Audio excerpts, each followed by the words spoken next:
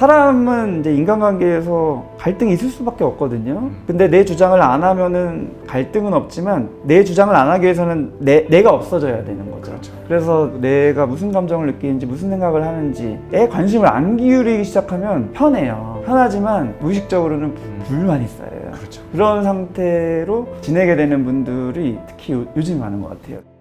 살다 보면요, 분명 내 인생인데 남들 눈치 보느라 내 마음을 뒤로 막 미룰 때가 많습니다. 결국 타인들의 시선을 신경 쓰느라 자기 스스로를 돌보는 방법을 잊어버리게 되고 내 마음속 깊은 곳에서 들리는 내면의 소리, 목소리를 외면하게 된다는 건데요. 그래서 오늘은요, 나는 왜 내 편이 되지 못할까? 이 책의 저자이시자 정신건강의학과 전문의 정우열 원장님을 모시고 남들의 기대에 맞춰 사느라 지친 우리 모두에게 스스로의 편에 설 수 있는 힘과 방법 함께 이야기 나눠보도록 하겠습니다. 원장님 어서 오세요. 네, 안녕하세요. 네, 반갑습니다. 반갑습니다.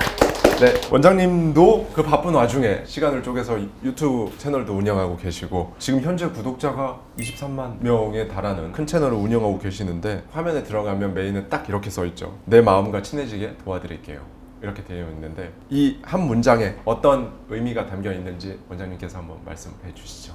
내담자분들 통해서 항상 느끼는 것도 그렇고요. 유튜브 하면서도 그렇고 다양한 심리적인 어려움, 그게 뭐 심해지면 정신질환일 수도 있고 그렇지 않은 경우에도 심리적인 갈등들이 누구나 다 있잖아요. 네, 네. 근데 공통점이 있는 것 같아서 네. 결국에는 가장 핵심적인 공통점은 자기 마음이 뭔지를 잘 모른다. 우리는 내 마음이 나인데도 불구하고 다른 사람 마음에 더 귀를 기울이는 것 같고 그게 별거 아닌 것 같고 사회생활 하려면 원래 그래야 되는 거 아니냐 싶으면서도 사실은 너무너무 그 비율이 남쪽으로 치우쳐서 자기를 잘 모르고 사는 경우들이 너무 많은 것 같고요. 그런 분들이 주로 심리적 어려움에 봉착하게 되는 것 같다는 네. 결론이 저 나름대로 생겨서 그런 부분들에 대해서 계속 유튜브에서도 말씀드리고 있고 책으로도 낸 것 같습니다. 너무 공감합니다. 저도 항상 이 안에 나랑 대화를 좀 해봐라. 그게 자기계발이든 마인드셋이든 거기서부터 시작이다 라고 말씀을 많이 드렸는데 오늘 이렇게 또 원장님 모시고 좀 더 전문적인 얘기를 나눠볼 수 있게 돼서 너무 좋고요. 정신과 전공이 첫 해에 상황이 그대로인데 마음이 바뀐다고 이게 상황이 해결이 되나? 이런 생각을 하시게 됐다고 해요. 전공이 첫 해에. 네. 당시 어떤 마음이셨고 지금은 이 질문에 대한 답을 찾으셨는지 궁금합니다. 전공이 첫 해가 이제 정신과 의사로 처음 일을 한 건데 예. 입원을 할 정도로 우울증이든 불안장애든 굉장히 심한 분들을 다루는 건데 네. 제가 그분들의 이야기를 쭉 들어봤을 때는 아 나였어도 그렇게 힘들겠다. 이 상황은 사업이 실패했든 목표로 했던 진로를 가지 못했든 시험을 못 봤든 네. 다 마찬가지로 너무 힘들겠다. 그 공감이 많이 되더라고요. 그래서 한편으로는 소위 현타가 왔죠. 네. 예, 내가 뭐 해준다고 뭐 달라질 게 아닌데 뭐 무슨 도움을 줄 수 있을까. 근데 그때는 제가 1년 차라서 잘 모르니까 예. 교수님도 계시고 네. 도움을 받는데 저한테 상황에 대한 생각보다는 그 개인의 마음이 어떤 식으로 흘러가고 있는지 그 흐름을 좀 바꿔주는 것에 집중을 해봐라 이런 식으로 조언을 계속 주더라고요. 그래서 네. 명령은 따라야 되지만 네. 마음으로는 불신을 가지고 뭐 그래 된다고 뭐 달라지겠어 이렇게 네. 계속 했지만 의외로 치료를 하면서 마음이 달라지는 거죠. 오. 굉장히 부정적으로 상황을 바라보면 상황이 더 부정적으로 흘러가고 상황이 그대로여도 마음이 조금 회복되면서 막 긍정적으로 보지까지는 않아도 그냥 있는 그대로만 볼 수 있어도 꽤 많이 스스로 이 상황들을 헤쳐나갈 힘이 다 있더라고요. 네. 그래서 계속 이제 그 후로 경험이 쌓인 거죠. 그래서 지금도 똑같아요. 항상 힘들어 하시는 분들은 지금 이런 상황에서 내가 뭘 할 수 있겠냐 이런 얘기들을 하시지만 공감은 하고 네. 하지만 그 상황에 집중하는 것이 아니라 나의 마음에 집중하시도록 도와드리는 역할에 집중을 하려고 하죠. 내담자분들한테도 그렇고요. 유튜브나 이런 네. 곳에서도 마찬가지고요. 그러면 실제로 변화가 없을 것 같지만 스스로가 우선 회복되면 그 상황들을 또 극복할 수 있는 힘이 다 있으시다. 이런 생각을 굉장히 많이 하게 됩니다. 방금 원장님 말씀 주신 것 중에 저는 너무 인상 깊었던 게 긍정적으로 보는 것까지도 아니더라도 그냥 상황을 있는 그대로 보는 그런 연습을 자꾸 하고 스스로 해보고 하면 이 상황에서 내가 할 수 있는 게 아무것도 없을 것 같았는데 그게 아니라 진짜로 내가 뭔가를 할 수 있고 그걸로 인해 바뀌고 뭐 이런 것들 케이스를 많이 보셨을 거예요, 그렇죠? 네, 근데 이제 그 부분이 굉장히 미묘한 부분인데 네. 자칫 오해하시기 쉬운 게 내가 지금 힘들어서 의지도 없고 의욕도 없는데 뭐 더 힘을 내서 하라는 거냐 이런 생각을 하실 수가 있는데 제가 강조드리는 거는 그런 의지나 의욕 이런 게 아니라 그냥 자기 마음에 집중하는 거예요. 네. 사실은 상황이 힘들 때 많은 분들이 좌절하고 절망하잖아요. 근데 너무는 자연스러운 감정인데도 불구하고 내가 이거를 이겨내야 된다. 라는 생각에 몰두해서 자기가 경험한 그 감정, 좌절이든 낙담이든 이런 부분들을 오히려 외면해요. 괜찮아질 거야. 괜찮아. 나는 아무렇지도 않아. 그래서 주변 사람들한테도 아무렇지도 않은 척하고 자기 스스로도 속이고 그렇게 해서 나아질 것처럼 생각되지만 사실은 감정은 속일 수가 없거든요. 아닌 척은 할 수 있지만 이 안에는 오히려 더 쌓일 수 있는 게 감정이라서 속였을 때, 외면했었을 때 그 좌절감은 더 커지고 그러면은 내가 극복하기 위해서 좌절감을 숨겼지만 사실 나의 삶에 영향을 미치는 거는 좌절감이 더 커진 상태에서 무의욕으로 가는 거거든요. 그래서 조금 돌아가는 것 같지만 그냥 있는 그대로 내 마음을 마주해라. 그게 사람 마음이라는 게 꼭 좋기만 한 게 아니고 우리가 흔히 자기 개발하면은 항상 긍정적이고 좋은 측면만을 억지로 바라보게끔 오해하는 부분들이 많거든요. 네, 네. 하지만 그거 역시도 어떻게 보면은 솔직한 게 아니고 진솔하게 자기 마음을 바라보기만 해도 사람 마음이 참 신기하게 자정작용을 해요. 하수처리장에서 아주 더러운 물이 있어도 그거를 깨끗한 물로 바꿀 수 있듯이 감정이라는 게 항상 부정적이기만 하지 않거든요. 네. 상황에 의해서 여러 가지 이유로 부정적인 감정에 내가 몰입이 되더라도 그거를 그냥 그대로 바라만 보고 있어도 저절로 감정 해소 작용이 일어나는데 우리는 그런 작용을 배우지를 않아서 몰라서 오히려 겁을 먹고 내가 이 감정에 제대로 마주했다가는 이 감정에 압도될 것 같아. 그래서 더 의지를 못 낼 것 같고 네. 아예 그냥 바닥으로 꺼질 것 같아. 이런 두려움을 안고 외면하게 되는 것 같아요. 네. 하지만 그 결과 내가 두려워하는 일이 일어나고요. 오히려 두렵지만 마주하다 보면 생각보다 감정이라는 게 그렇지가 않고 내가 마주했을 때 오히려 해소라고 하는 작용이 일어나면서 그 부정적인 감정이 나한테 영향을 미치는 그 에너지가 줄어요. 원장님께서 자주 말씀해 주시는 메시지 중 하나가 사람은 생각보다 별로다라는 굉장히 흥미로운 그 워딩을 말씀해 주시곤 하는데 이 말에 어떤 의미가 담겨 있을까요? 네, 지금 말씀드린 것처럼 내 감정을 마주하려면은 내 감정을 마주하는 것을 가로막는 요인들을 잘 알아야 되는데 네. 제 경험상 제일 많은 장애물 중에 하나가 내가 생각보다 대단해야 된다라는 고정관념이더라고요. 내 감정을 마주했더니 지금 이 정도의 상황에서 이런 낙담과 절망을 하고 있어. 이걸 마주했더니 별론 거예요. 네. 내가 기대하는 나는 그 정도 감정은 그냥 거뜬하게 극복하고 쿨하게 넘기고 쫙쫙 앞으로 나아가는 거를 나는 기대하지 이런 감정에서 흔들리고 좌절하는 거를 기대하지 않거든요. 감정 자체는 좌절인데 내가 좌절이라는 감정을 느낀다는 것 자체에 또 좌절을 해놓은 거예요. 그러다 보니까 이제 안 보려고 하고 안 보다 보니까 더 꼬이고 네. 이런 경우를 굉장히 많이 봐서 기대치를 좀 낮춰야 돼. 사실은 낮추는 것도 아니고 원래 사람이 그런 거다. 근데 오히려 우리가 살면서 지나치게 사람에 대한 기대치를 높게 가진 게 문제다. 남들을 볼 때도 그렇고 나를 볼 때도 그렇고 그러니까 내 마음을 있는 그대로 보지 못한다라는 얘기를 드리고자 하는 거죠. 네. 이게 뭐 사람이 별로다, 너 별로다 이렇게 비하하는 게 아니라 네, 네. 좀 있는 그대로 보고 그래야지 나를 대면할 수 있고 내 감정에 귀를 기울일 수 있다 이런 얘기죠.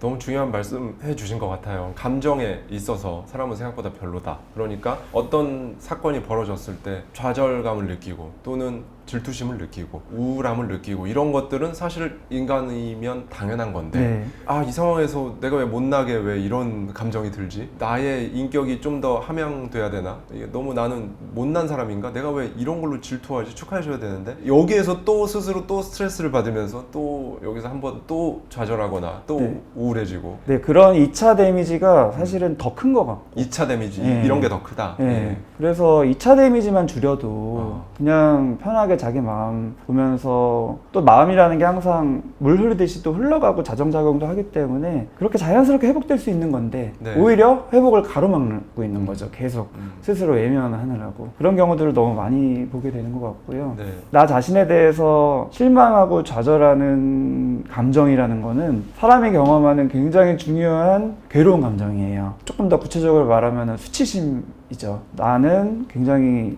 못났다, 별 볼 일 없고 부끄럽고, 나만 스스로 그런 게 아니라 남들이 나의 이런 모습을 절대로 알면 안 된다, 이런 식으로 숨기고 싶은 나의 부분이 되는 경우들이 많은 것 같아요.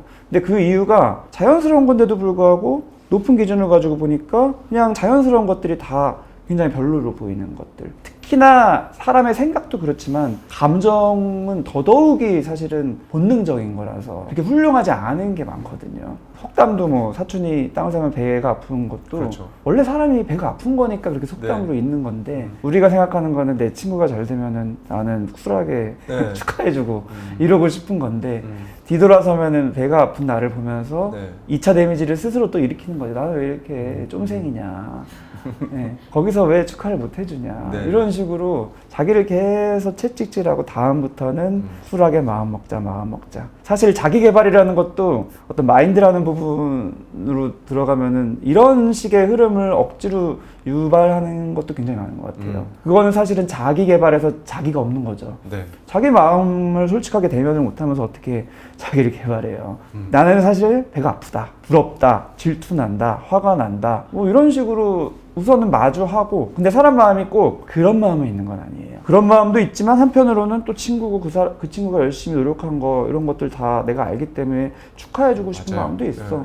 이렇게 여러 가지 마음이 있는 게 사람의 마음이라서 있는 그대로 그냥 보기만 해도 다 통합이 돼가지고 수용할 수 있거든요. 근데 내 입맛에 맞는 것만 수용하려고 자꾸 이렇게 편식을 하다 보면 점점 자기 마음의 진솔한 것과는 갭이 생기는 거죠. 네.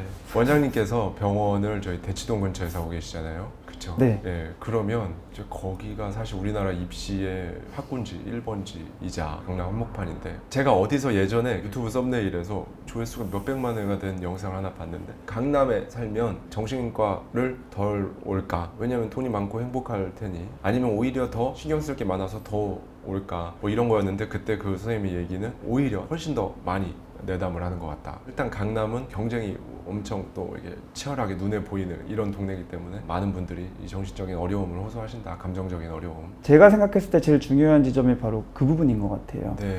내가 힘들 때 힘듦을 공유하지 못해요.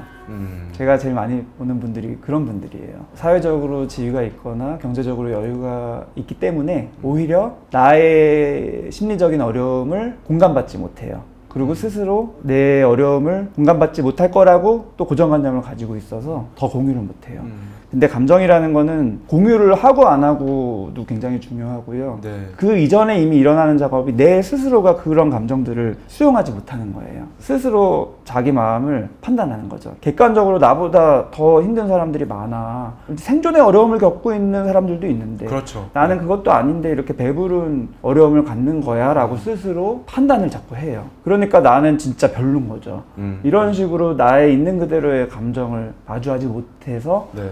쌓이다가 이제 터져서 찾아오는 경우들을 굉장히 많이 봐요.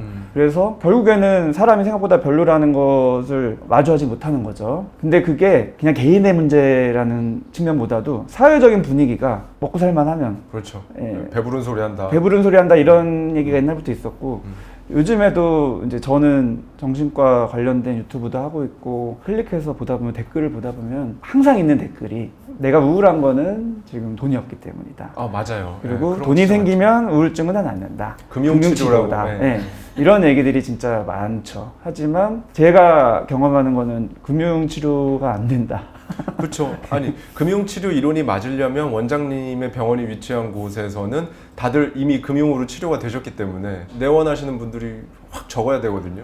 그렇지 않다는 거죠. 네, 그게 자기 마음이 스스로가 위축이 되어 있어요. 나는 힘들면 안 된다. 아, 그리고 공유하는 것도 되게 중요하거든요. 자기 마음을 터놓고 공유하고 공감받는 것도 그 감정을 해소하는 데 굉장히 중요한데, 공감받을 곳이 없군요. 공감을 받을 곳이 없고 자기 스스로 오픈을 못 해요. 아, 왜냐면은 지금 먹고 살기 힘든 입장인 거 내가 아는데, 네. 내가 힘든 얘기 하기가 너무 미안한 거예요. 그리고 공감 못 받을 것 같고, 그래서 공유를 못하고 속에서 끙끙 앓고, 자기도 아예 또 스스로도 공감을 못하고, 이러면서 쌓이다가 터지는 경우들이 굉장히 많습니다. 이런 케이스 많죠. 내원에서 상담을 하다가 우울증 증상이다라고 하면 제가 우울증이라고요? 제가 불안장애라고요? 스스로 이거를 병원에 와서 깨닫는 분들도 많으시죠. 이거 자체도 지금까지 쭉 말씀해 주셨던 내가 나의 감정 상태를 모르는 그런 지금 상태값이기 때문에 이게 우울증인지 불안장애인지 불면증인지 이런 거를 병원에 와서야 깨닫게 되는 케이스들이 많을 것 같은데 실제로도 그런가요? 우울증이냐 불안장애냐 이런 걸 깨닫는 것도 그렇지만 네. 그 전의 단계에서 이미 이 감정은 우울한 감정이야, 이 감정은 불안한 감정이야 조차 인식하지 못하는 분들이 되게 많아요. 원래 사람이 그런 거 아니냐, 네. 원래 직장 다니면 항상 불안한 거 아니고 수험생활하면 불안한 거 아니냐, 원래 이 세상은 이렇게 살기 힘들고 의욕이 없는 거 아니냐, 원래 아침에 일어나면은 일어나기 싫고 출근하기 싫은 거 아니냐, 원래 다 귀찮고 친구가 불러도 나가기 싫은 거 아니냐. 근데 그게 디폴트 값이 어떤 거죠, 자기는. 근데 그런 부분들이 해결이 되면은 굉장히 새로운 경험을 하는 거죠. 아, 내가 불안했었구나. 왜냐하면은 디폴트가 바뀌니까 원래 가지고 있던 그것들이 굉장히 내가 힘들었다라는 거를 뒤늦게 알게 되는 거예요. 이런 경우들이 굉장히 많아요. 자기의 감정을 있는 그대로 바라보지 못하고 뭐 다 이렇게 산다고 생각하고 내가 이걸 극복하지 못한다고 스스로를 또 2차 데미지를 입히는 그런 경우들이 굉장히 많습니다. 그런 분들일수록 더 꼬여요, 마음이. 이 부분 되게 공감하시는 분들이 많을 것 같다는 생각을 했습니다. 어릴 적 부모에게 받은 상처는 성인이 될 때까지 고통스러운 기억으로 남는다. 누군가는 부모님으로부터 독립하면 되잖아, 독립했으니까 괜찮잖아 라고 단순히 말할지 모르지만 막상 그 고통의 당사자는 그런 부모를 마음껏 미워할 수도 없고 벗어날 수도 없는 제2의 고통을 겪는다. 왜 부모를 그토록 미워하면서도 관계를 회복해야 하는지, 이런 심리 상태는 왜 그런 걸까요? 요즘에 특히 많이 보게 되는 것 같아요. 네. 젊은 분들도 그렇고. 네. 독립이라는 키워드가 굉장히 중요하게 여겨지고 네. 자기 삶을 스스로 결정하고 부모로부터 벗어나고 그러는 게 굉장히 중요한 거고, 그러지 못하는 영향을 받는 거는 굉장히 잘못된 거고, 이런 식의 이분법적인 생각들이 많이 있는 것 같고, 그래서 성인이 되자마자 무리해가지고 독립을 시도하는 분들도 꽤 있죠. 경제적으로는 내가 빠듯하더라도 그게 마음이 더 편하고 그게 더 독립적으로 내 삶을 사는 거다라고 생각을 하시는 경우들도 있고, 네. 부모로부터 벗어나는 것 자체에 포인트를 맞춰서 내가 이 집만 벗어나면 편할 것 같아. 맞아요. 네. 그래서 서울에서도 같은 서울인데 부모님하고 따로 사는 그 20, 30대 많거든요. 예. 청소년부터 이미 그런 계획을 하고 있는 경우들도 많고요, 요즘에. 그렇군요. 근데 제가 보다 보면은 그렇게 따로 경제적인 독립, 물리적인 거리를 둔다 하더라도 바뀌지가 않아요. 예를 들면은 부모님이 항상 나의 어떤 생활 태도를 항상 감시하고 네. 통제하고 늦게 들어오거나 게으르거나 이런 거를 너무 싫어하고 잔소리를 해서 네. 내가 좀 편하게 살고 싶다 그래서 이제 벗어난다고 치면은 참 신기하게도 부모님 없는데도 마음이 조마조마한 거예요. 그렇죠. 그렇죠.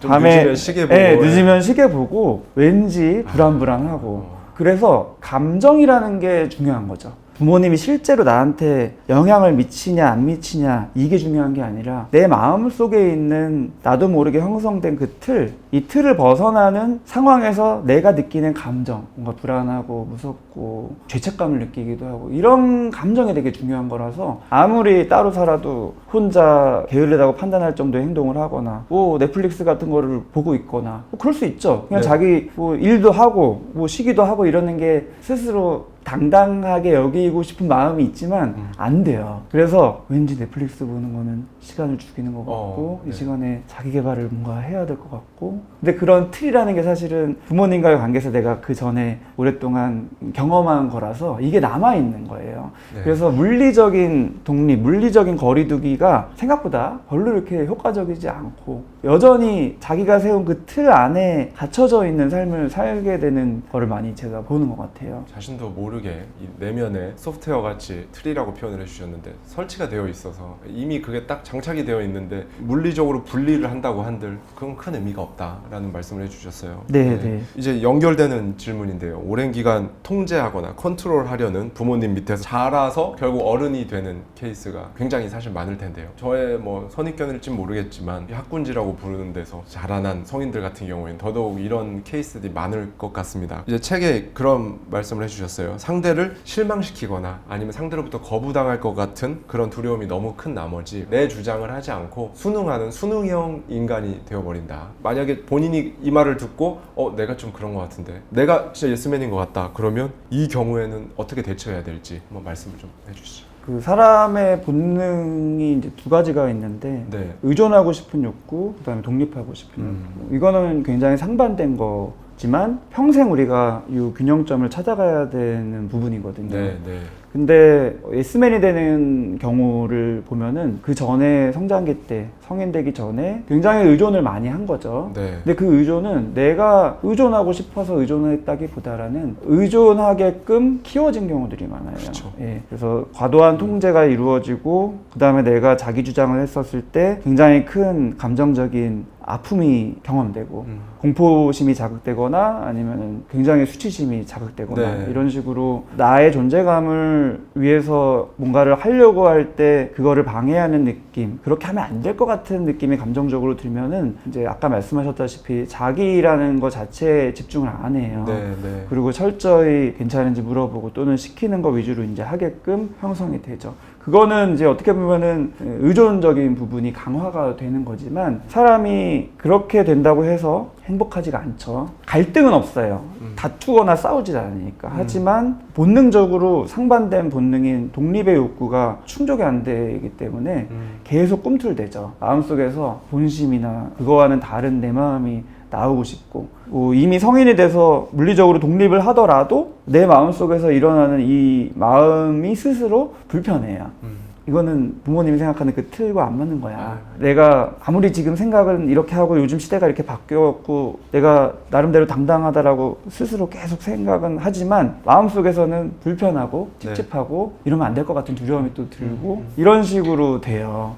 그래서 독립이라는 욕구가 참 자연스럽게 찾아오는 건데도 불구하고 스스로 억압을 하고 그러면은 철저히 의존적으로 지내면 좋을 것 같지만 그것도 행복하지가 않아요. 왜냐면은 성인이 되고 나서 부모님의 영향력이 줄어든다 해도 끊임없이 의존할 대상을 또 찾아요.